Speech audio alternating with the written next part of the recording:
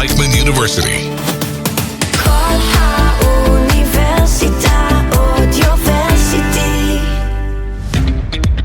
De-influenced. It's time to set the record straight with Jana Hoffman and Amanda Jakubowicz. Welcome to De-Influence, a show that explores the world behind the camera, the influencers who can affect our lives, and the world in which they live. My name is Jana Hoffman, and with me as always is Amanda Jakubowicz, and today we're joined by the Bear Jew himself, author of Hate 2.0, Man's Journey to Becoming Tough, Aaron Hadida. Welcome to the show. Thank you very much. Thanks for having me. Of course, it's a pleasure to have you here. We're so excited to get this interview started and to have you here.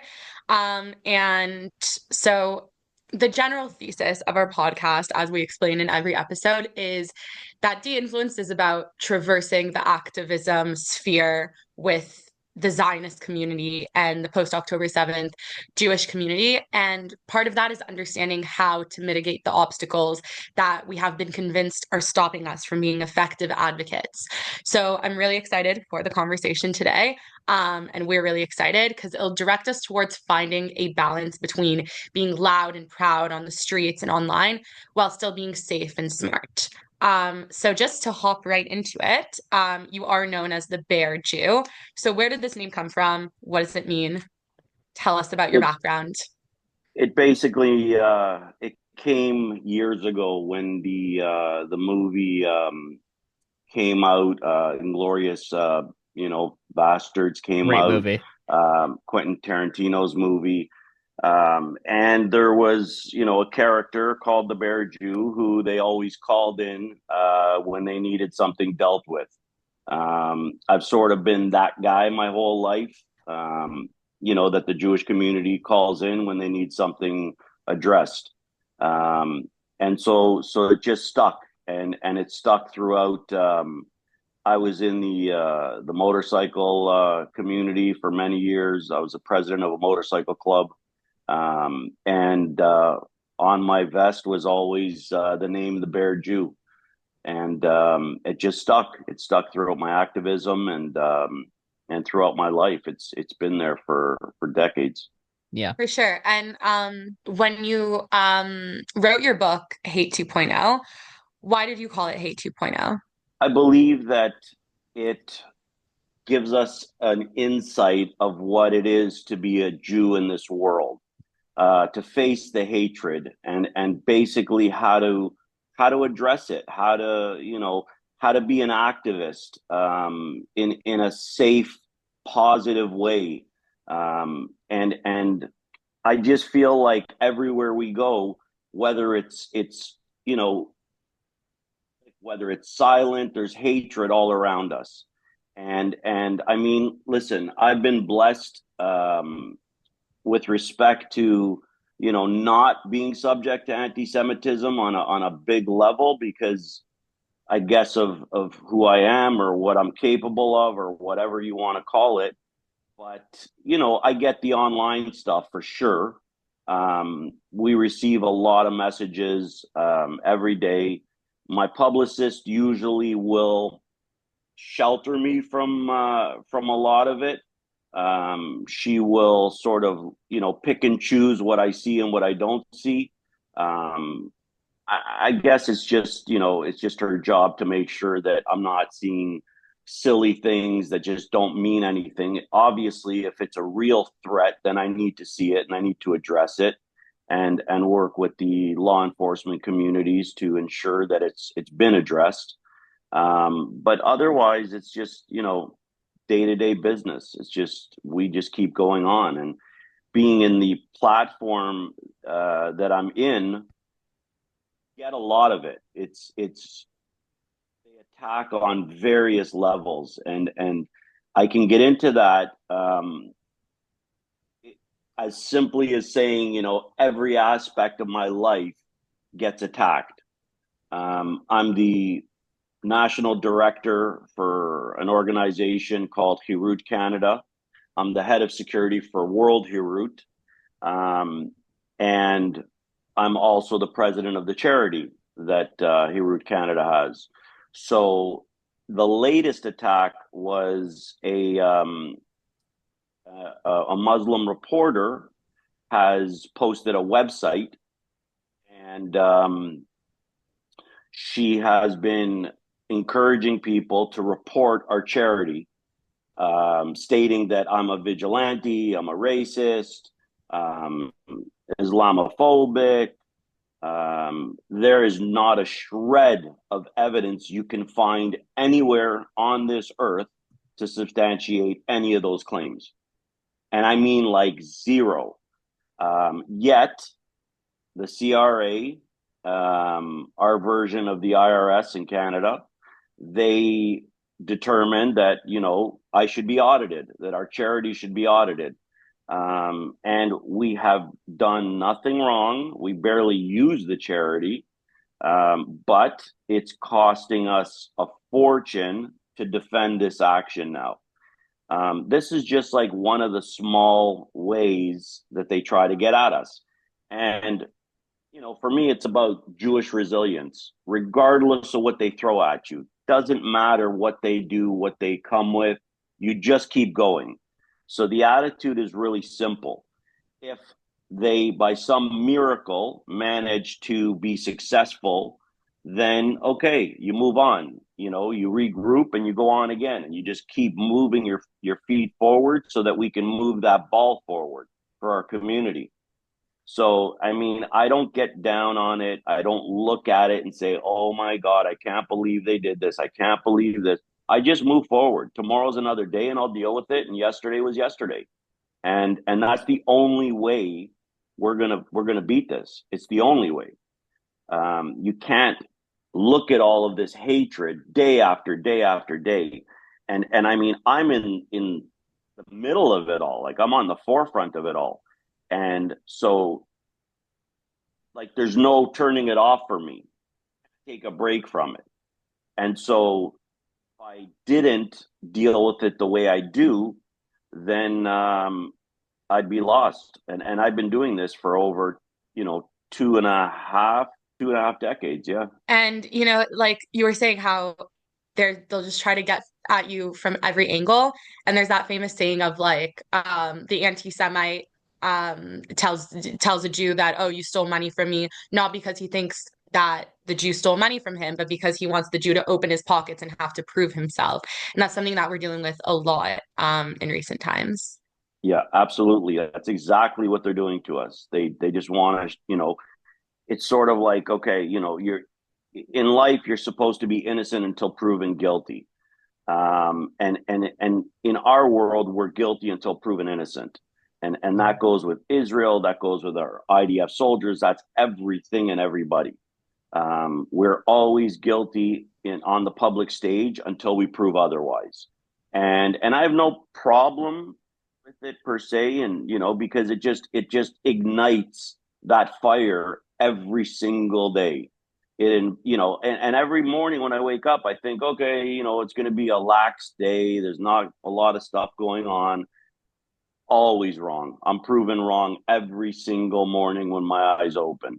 There's hundreds of things to deal with, and hundreds of institutions that we have to protect, and communities and neighborhoods, and I mean the stuff that we do. I can elaborate on, but it's pretty extensive. All within the realm of protecting the Jewish community, and that includes students on campus in a very, very big way. You and I were talking before the show about sort of synagogue security and doing security in Jewish communities, and I mentioned how like my father's in charge of synagogue security, and that's partially because nobody else is really stepping up to do it because nobody else is really taking initiative. And you've spoken in the past about how people need to just stop, yapping and talking about anti-Semitism and actually put some money where their mouth is and do something about it. Actually push back, make whether it's making content online or helping out with security for events or something like that. What does that actually look like to you? Because I listed a few examples here. What does actually putting your money where your mouth is in terms of fighting anti-Semitism look like in your opinion? Everybody can do it. Everybody, and I mean everybody. And there's various ways to do it. Whether it's joining a Jewish organization and helping them with their platforms and their mission, providing that they're legitimate and they're getting stuff done. I don't mean legitimate in terms of Are they real or not? But in terms of, are they getting work done? Are they being effective? Um, I think the biggest thing that I always run into with people is lack of knowledge, lack of education, lack of historical facts.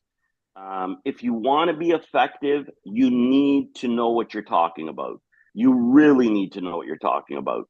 When somebody, uses the PAL word to me, it's like talking about. The only Palestinians that ever exist were Jews. So I don't understand what you're actually talking about.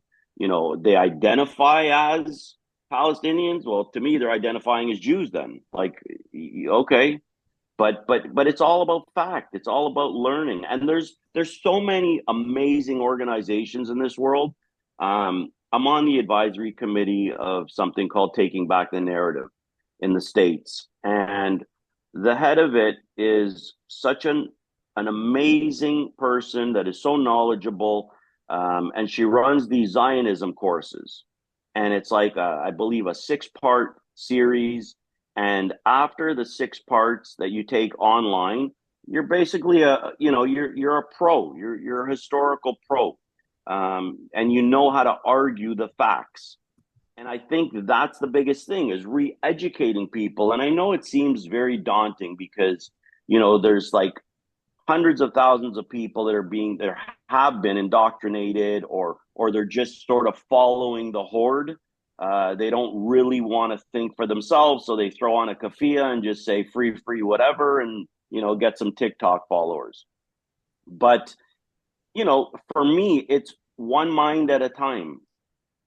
Have to break it down and really go slow. It's the same way we train people. I'm not looking to train the whole world at one time. Train one person at a time. And in doing that, that person may go out and empower or train somebody else, or encourage them to train, and learn. It's about being strong, and this is the premise to my book. Being a tough Jew doesn't necessarily mean physically tough. That's one aspect of it, but mentally tough, spiritually tough, connecting with your community. We all pass by, people during our high holidays, during Passover, during Yom Kippur, and we see our communities are full and everyone's driveways are full of vehicles. And you get that sense of pride and that family that goes along with it. Or when you're on an airplane and somebody walks in with a kippah. My biggest thing is immediately, or a Magen David. I'm watching that person from my airplane seat, and I'm going to ensure that nobody has an opportunity to mess with that person. That's my immediate thinking. That's what I do as a Jew. Wherever I am, Jews, we fought and died, right, to be able to walk to a synagogue on Shabbat or a high holiday and hold our heads up high. We had to pray in hiding. Now we don't. So we're never going back to that hiding, as far as I'm concerned. It's just not going to happen. And the more they try to instill that on us, the more we're going to push back, and the harder we're going to push back, and ensure that collectively, as a community, if we're actually united, we can accomplish that. But unity is the first thing we need to do. We need to get all of our people together, because as it stands, we're fragmented. And I get it. I understand it, because a lot of members of the Jewish community don't bother to sit down and really look into things and understand what's going on. Therefore, they feel like what they see on their feed must be true. It has to be fact. And so, bad wolf is doing wrong, and we can't support that, and we have to wear a keffiyeh and support that. A lot of the people that try and come after me are Jewish groups, hardcore, left leaning, Jewish groups. And I always tell them the same thing. It doesn't matter, go to their rallies, if you support them, if you help them organize things. It makes zero difference. And they say it proudly. When the day comes, if that day comes, God forbid, you're either going to be one of them by converting, or you're going to pay them and be their slave for the rest of your life. A Jew is a Jew. You were born a Jew. It doesn't matter what you do or what you practice with them or how you help them. You're a Jew to them, and that's all that matters. It did not matter in Nazi Germany. It didn't help the Jews who served the Nazis. It will not help them in this 2025. So they need to wake up and really understand that their community is their only hope. And for a very small community, and I think this is where people, find hatred in us, because there's only 15 million of us around the world.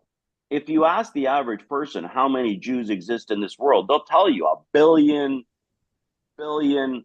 I've heard some absurd numbers. For a community with 15 million, we sure as heck have accomplished a lot.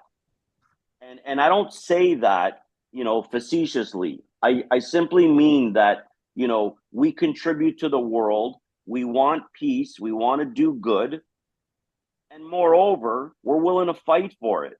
And we're willing to ensure that we keep fighting for it. It doesn't matter what that fight looks like. You could send letters to your local politicians to try to change things up, to try to ensure that people can't protest in front of places with masks on. There's a fight somebody can take up. They can try to cancel a Al-Quds event that happens on an annual basis. Mm-hmm. Send letters, get people together, get thousands of people together to send letters. Sure. There's something you can take up. It's as simple as an online post, a letter, training yourself, joining organizations, but most importantly is education.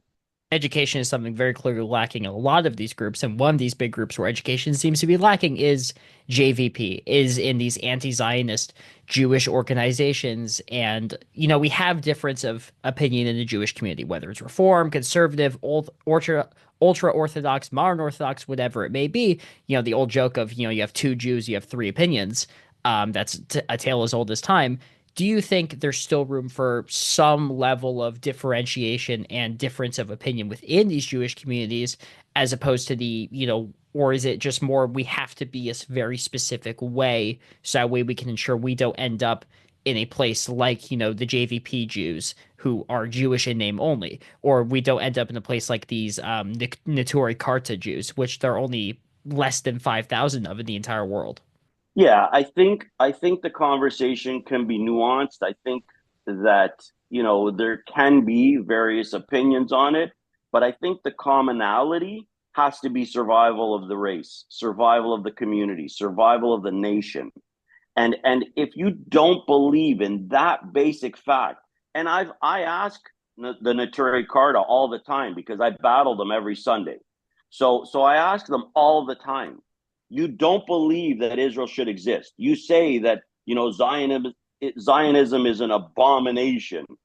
But I don't understand how every single morning you wake up and you say Shema Yisrael, God of Israel, but you don't believe in Israel. And they can't explain that one to me.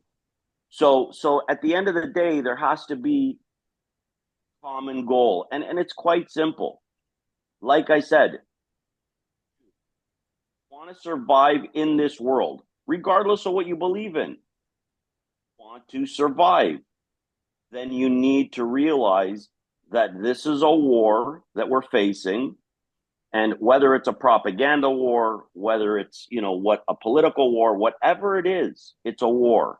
And if you don't choose the correct side of history, then you can wear 10 keffiyehs. You can protest Israel every day of the week. They are not going to give you a pass. And I liken it to the group Queers for Palestine. And I've said to them for forever, probably a decade and a half, I am happy to pay for all of your flights. Do a fundraiser, I'll get you on planes, I'll fly you business class, and you'll go to the region. And if, which you won't, then we can have a conversation about me being wrong. But at the end of the day, you're supporting a cause that wants you dead. And I can't get behind something like that. Mm. So for me, 100%. being a warrior in our history meant you have to do what's hard. You really have to do what's hard, and you have to say, I'm not going to kneel, and if you're going to chop my head off, go ahead, but I'm not going to bend for you, and I'm not going to bend for anybody. I'm going to support my community. I'm going to protect it with everything I have, and the thousands of people I have around the world will do the exact same thing. And those who want to speak in the Jewish community will be protected like the president of the United States, and that's just the way it's going to be, and nobody's going to say otherwise. And this really leads us to the question of, would you say anti-Zionism and anti-Semitism are, equal? Are they one and the same? Because, within our actual community, there could be a little bit of disagreement, which could lead to conflict surrounding what the term Zionist even means. But outside of that, there's the dichotomy between, do we want to be seen as so tough and so unwavering versus, that's strength, but how do we also be approachable? And so, how do all those things kind of play together, in your opinion? You can be approachable, and you can be willing to listen and willing to learn and willing to help, and willing to hear many sides of the story. There's nothing wrong with that. I will listen to anybody who's peaceful, anybody who doesn't start out the conversation with, Israel doesn't have the right to exist. If you're gonna start the conversation out like that, my ears are closed because I just can't hear the rest of it. I don't have time for it. Translating Zionism, people do what's convenient for their conversation. They water it down so that they can then find support in other groups because they're afraid to support their own. That's my opinion of it. People are terrified of what's happening. So it takes chutzpah to stand up and be strong. And I'm not saying you have to put yourself at risk, God forbid, but you can learn and understand that Zionism is simply, that the Jewish state has a right to exist, the belief that the Jewish state has a right to exist, period. Whether you want to go into the political realm of it and this, it's just ridiculous. The basic fundamentals. If you ask an American, does America have the right to exist? A Canadian, a European, anyone in the UK, Britain, do you have the right to exist? Yes, we do. Okay, so what's the difference? I don't understand the difference. And based on that simple principle, you need to support your community. Now, we don't have to 1000% support the government of Israel. We can disagree with their policies.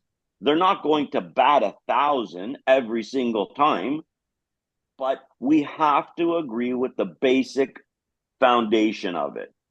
And that's protecting the one and only Jewish homeland, a tiny sliver of land. Now, my question to anybody who opposes it and says that those people have been persecuted by Israel for decades and for this, and I simply say, wait a second, we allow them to come into work. They get work permits, they can come in, and at great risk to our people because most of them hate us and most of them want us dead. And by contrast, you've got Egypt, who has the craziest border walls I've ever seen in my life to ensure that they don't get in, and they're supposed to be their so-called brothers and sisters. So if Egypt is afraid of having them in, we're not. We allow them in every day, and we suffer terrorist attacks. Intel that is learned about us. It's just, the solution is really simple. If you have a poisonous snake living in your backyard, you have to eventually address the situation and say, I'm not going to wait until he strikes and bites me. Now, I would never advocate for, the eradication of any people. That's not me. I just don't believe in that. Human beings deserve the right, have the right to exist and live in peace. But the question of radicalism really needs to be addressed.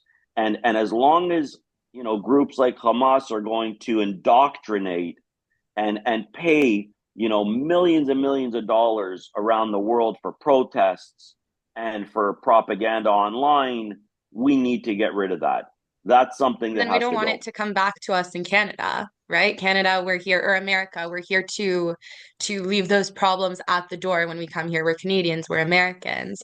And something that you said is that people are feeling very terrified, and it's terrible that that's reality. And so, our question to you is, how do we effectively advocate in the community, online or in person, while prioritizing safety? Because really, that's everyone's main concern is like, oh my gosh, look what's happening. We want to do big things. We want to make a statement, but we're all too scared that it'll lead to physical danger and harm. How do we kind of balance all of this? Especially me as a university student, like I want to scream and shout every day, like and advocate for Israel, but I don't want to put a target on my back. I agree. And nobody would ever, ever suggest that you should. But there are ways to do it. And look, you should be cautious online always, anyways. You should never be frivolous with your safety. But you can put up posts. And the worst thing you're going to get is somebody posting a flag or saying something rude about it or whatever. That's what the delete button's for. That's what the block button's for. That's what the report button's for. So I mean, if you want to advocate online, go ahead. If you want to do stuff in person, then ensure that people like me have spoken to you in advance about security, have set up your security so that you can then go and do whatever you want to do on campus without recourse.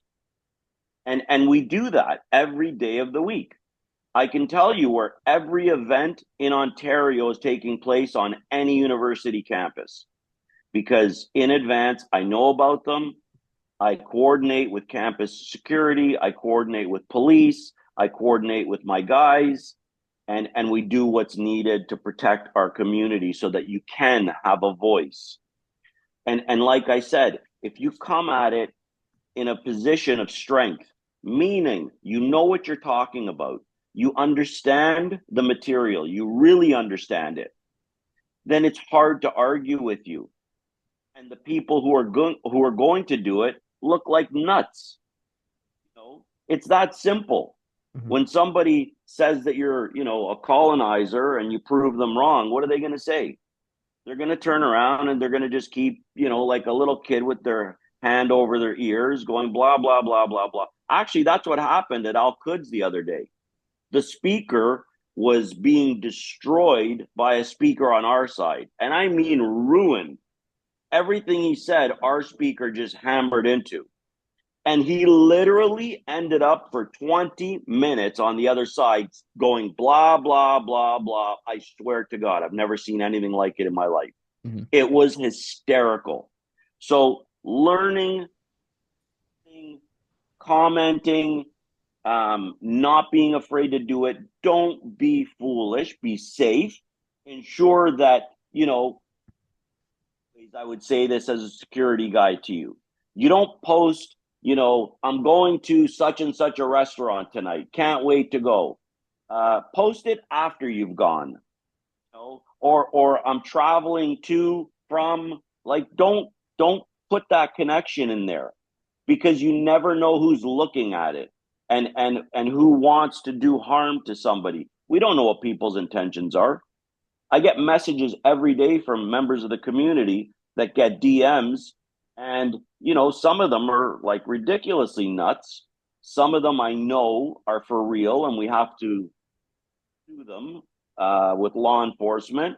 And others are just some nut out there that just is overzealous and doesn't even know what he's doing. But know what free speech means. Mm-hmm. Know the laws that surround free speech so that you're not crossing lines and your account's not going to get shut down by one of the big platforms.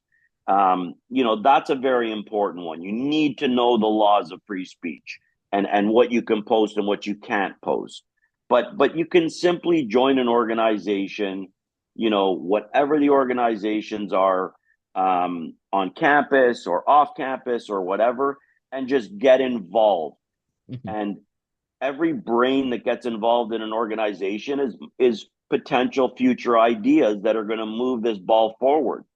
In our history, it took very few people to make massive changes. And it wasn't, we didn't need 10 million people to get stuff done. Mhm. I did a talk years ago called The Power of One, and the power that we all possess inside of us. And if you have that hunger for it, which I believe everyone does, it's just a matter of waking it up. And October 7th woke up a lot of people. They looked at it and said, "Oh my God, this is crazy." And rightfully so. And I mean, it's the worst genocide we've suffered since the Holocaust, and the worst attacks that we've had since the Holocaust. So people need to wake up and understand that this is not like a fluke. This is something this group wants to continually repeat. And we cannot allow that to happen. If we say never again, those aren't just words that sound good. Mhm. You need to practice that. You need to really get into it with your life and make it. I'm not saying forego work and forego your friends and don't go out and have fun. Live your life, but a fraction of your life has to be dedicated to fighting for the Jewish community, So, however that fight looks like. right. So, just one last question before we go, and if you could just summarize it in like sort of one sentence or like one paragraph, what advice would you specifically give to people who are either new to the online game or have been doing it for a while or haven't, had that much success, who want to make sure they protect themselves properly from the DMs which are serious, from the people who actually are trying to find out their location, not just the nut jobs who write to them, free Palestine or the other usual comments, which I know I get a lot of on a day-to-day basis. I only have 5,000 followers. That's imagine what somebody with 10,000 or 20,000 is getting. So if in one sentence or one paragraph, like what would the one piece of advice you could give? Report anything you feel in your stomach is dangerous to the law enforcement communities. They're happy to help. The hate crimes unit are always willing to help. But stand up, be strong, and learn how to defend yourself more than anything. I think that's something that should go with every school curriculum. You need to know basic self defense, just as a human being, let alone a Jew in this world of Jewish hatred. You have to defend yourself and be able to defend your friends and family. And it does not take much. 2 or 3 classes teaches you the basics, and it is enough to stop an attacker and use your feet to get out of there. So at the end of the day, I would say be strong. And strong means, being spiritually strong, being emotionally strong, being, physically strong.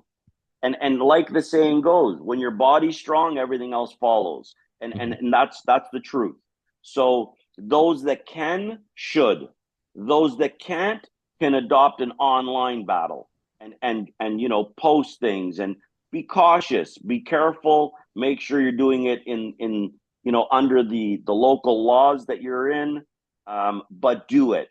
Do something. When you see something that's wrong, write a letter to somebody in some politician and say, hey, this is what I've seen, this is wrong, this needs to be addressed.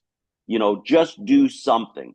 Don't sit at home complaining about it and becoming more and more afraid of it.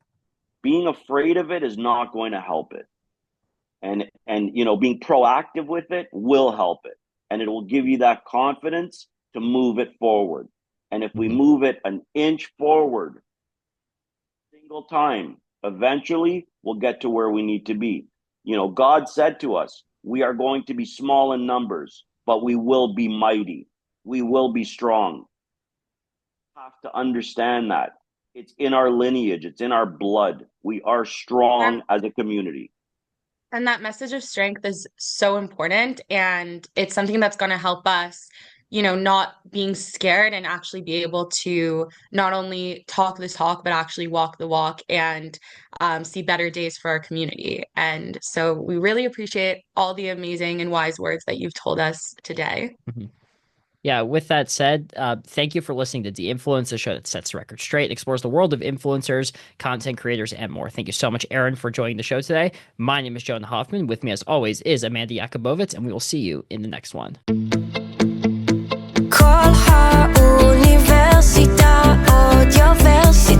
Audioversity, the voice of Reichman University.